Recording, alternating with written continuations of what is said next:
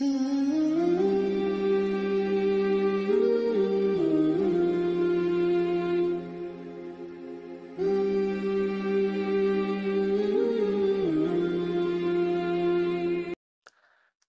আলাইকুম বন্ধুরা, কেমন আছেন সবাই?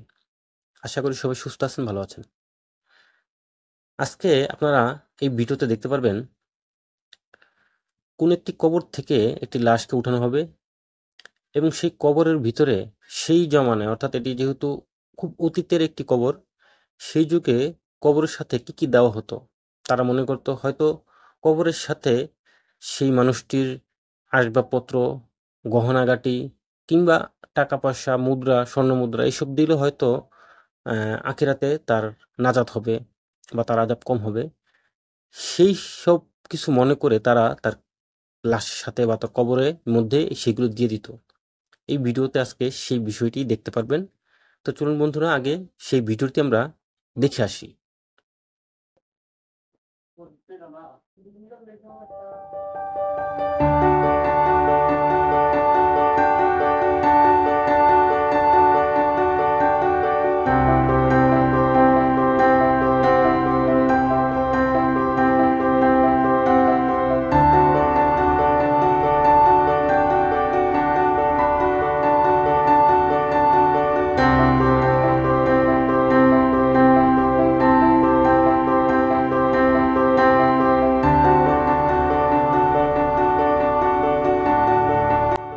আপনারা দেখতে পাচ্ছেন লাশের সাথে কিন্তু আপনার সবকিছু দেখা যাচ্ছে যে তারা লাশের সাথে কি কি দিয়ে থাকে।